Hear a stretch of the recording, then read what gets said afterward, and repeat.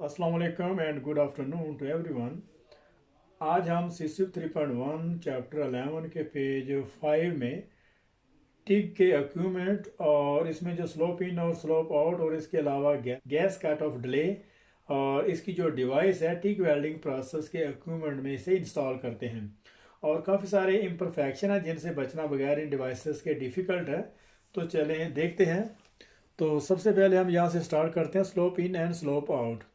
Slope in and slope out are variable available on some TIG welding equipment। और ये जो slope in और slope out variable TIG welding equipment में available है which can regulate the current clean band के। और ये बहुत एक तरतीब से एक सीरीज से करंट को जो है वो कंट्रोल करता है, उसको रेगुलेट करता है। और इसमें ये होता है कि अगर हमने कोई करंट है फॉर एग्जांपल, उसको किस तरतीब से अप करना है, उसको सडनली अप करना है, एकदम अप करना है, या फिर एक सीरीज़ में।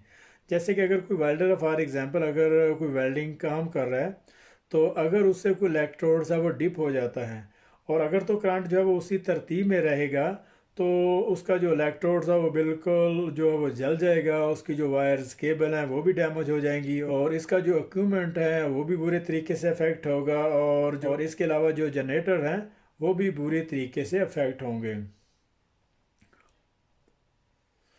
This is very beneficial in avoiding crater pipes at the end of the weld runs। और ये जो स्लोप इन और स्लोप आउट है इसके बहुत सारे बेनिफिशियल इस हवाले से हैं कि ये क्राइटर पाइप को वेल्ड के एंड पे जो है वो कंट्रोल करता है। The slope in and slope out control में be shown on the equipment as a below.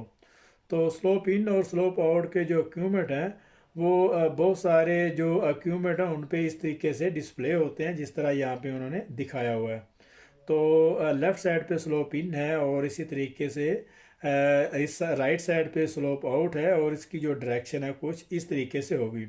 तो यहाँ पे क्वेश्चन भी बन सकता है कि जो स्लोप इन है तो वहाँ पे बहुत सारे दूसरे डायरेक्शन में दूसरे स्टाइल से जो पिक्चर यहाँ पे दी होंगी, और स्लोप इन में अगर आप अच्छे तरीके से इसको पहचानते हैं कि इसकी डायरेक्शन किस तरफ है, तो वहाँ पे अगर कोई भी पिक्चर दी होगी तो आपको वहाँ पे अंदाज़ा हो सकता है कि स्लोप इन या फिर स्लोप आउट, अगर कुछ भी वहाँ पे उसने मेंशन किया होगा तो आप उसको अच्छे तरीके से दे सकते हैं। तो यहाँ पे क्वेश्चन ये भी बनता है कि स्लोप इन और स्लोप आउट के वेल्ड के रन पे, वेल्ड के एंड के रन पे, तो उसको जो किसी भी कौन सी इम्परफेक्शन से जो है वो बचाया जा सकता है। तो वहाँ पे बहुत सारे ऑप्शन होंगे। स्लैग है, जैसे प्रोस्टी है, इनकम्प्लीट पेनिट्रेशन है, तो क्रैटर पाइप भी होगा।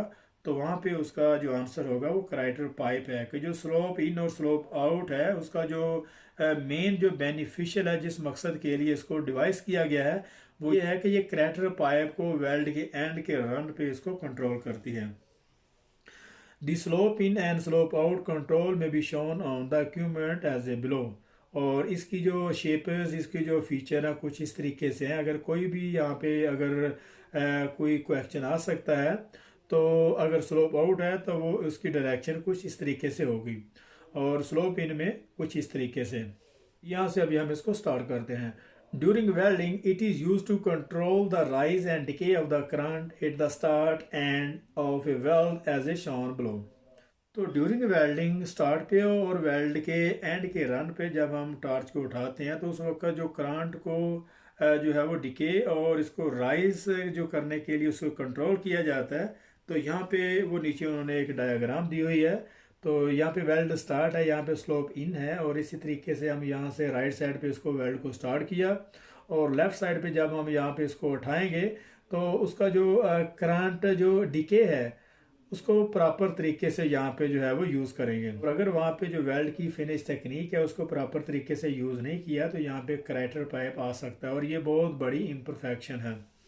तो स्लोप इन जो राइट साइड पे जब वहाँ से हम स्टार्ट करते हैं, और जब स्टार्ट करने के दौरान उसका जो एम्पेयर है वेरी स्लो होता है, और इसी तरीके से जब हम वेल्डिंग स्टार्ट कर देते हैं तो उसका जो एम्परेज अपनी नॉर्मल रूटीन में आ जाता है। और उसके बाद जब हमने वेल्ड को एंड करना होता है तो वहाँ पे उसका जो है वो उसको ऑफ करते हैं उसकी आर को, और उसके बाद उसकी जो शील्डिंग यहाँ पे हमें जो है वो कुछ देर तक मिलती रहती है, और इससे जो वेल्ड की ऑक्सीडेशन है वो भी कंट्रोल होती है, और बहुत सारे इसके जो है वो बेनिफिट भी हैं। नंबर 6 में gas cut off delay. Gas cut off delay, तो गैस को किस तरीके से वेल्डिंग के बाद जो है वो डिले करना है। The gas cut off delay control delay the gas solenoid shut off time at the end of the welds and is used to give continuous shielding of the solidifying and cooling weld metal at the end of weld run। तो यहाँ पे वो ये बात कर रहा है कि जब हम वेल्डिंग कर रहे होते हैं, वेल्डिंग के एंड के रन में जब हम आर को ऑफ कर देते हैं तो उस वक्त जो है वो पोस्ट गैस जो है वो 5 सेकंड तक उसको कंटिन्यू जो है वो शील्डिंग दी जाती है, क्योंकि जो वेल्ड मेटल सोल्डिफाइंग हो रहा होता है वो प्रॉपर तरीके से वो कूल्ड हो सके और उसको जो प्रॉपर तरीके से शील्डिंग गैस दी जा सके ताकि वो जो ऑक्सीडाइज होने से बच सके। It is often used when welding material that oxidize at high temperatures such as a stainless steel and titanium alloy। और ये गैस कट ऑफ डिले आमतौर पर ये जो वेल्डिंग प्रोसेस है ये डिवाइसेस उस वक्त इस्तेमाल की जाती है जब हम कोई भी ऐसा मटेरियल जो ऑक्सीडाइज हो जाता है, हाई टेम्परेचर पे जो मटेरियल ऑक्सीडाइज हो जाता है उस वक्त हम गैस कट ऑफ डिले को ऑन करते हैं। और इसे उस वक्त इस्तेमाल किया जाता है कि जब हम ऐसा मटेरियल जो हाई टेम्परेचर पे डीऑक्सीडाइज होता हो, जैसे कि स्टेनलेस स्टील है और टिटेनियम अलाय, उस वक्त ये गैस कट ऑफ डिले को जो वो प्रोसेस को इस्तेमाल करते हैं। इसमें ये होता है इसकी जो आर्क है उसको ऑफ कर देते हैं और उसके बाद जो शील्डिंग गैस है वो 5 सेकंड तक कंटिन्यू उसको जो है पोस्ट गैस जो है वो प्रोवाइड की जाती है और उसको शील्डिंग गैस दी जाती है ताकि जो मेटल है वो ऑक्सीडाइज से बच सके। It may be shown on the welding equipment as a follow. और ये जो वेल्डिंग इक्विपमेंट में इस तरह की इसकी जो है वो पिक्चर होती है, ये गैस कट ऑफ डिले की होगी। और इसके अलावा जो स्लोप इन है और जो स्लोप आउट है उनकी पिक्चर कुछ इस तरीके से होगी और वेल्ड स्टार्ट स्लोप इन में इस तरह से। तो यहाँ पे पल्स टिक वेल्डिंग वेरिएबल हैं, तो the pulse parameter of the pulse TIG are generally adjusted as a follow. तो जो टिक वेल्डिंग प्रोसेस के जो पल्स टिक वेल्डिंग प्रोसेस के जो पैरामीटर हैं, जो उसकी जो पल्स पैरामीटर है उसमें नंबर ए में पल्स बैकग्राउंड करंट है और पल्स ड्यूरेशन है, इसी तरीके से पल्स पीक करंट है, पल्स फ्रीक्वेंसी। तो ये सारे के सारे आंसर जो क्वेश्चन है इसको थोड़ा मूव करके वो पूछ सकता है। तो यहाँ पे हमारा जो 11.5 यहाँ पे ख़त्म हो रहा है। तो मिलते हैं नेक्स्ट पेज में, तब तक के लिए अल्लाह हाफिज़।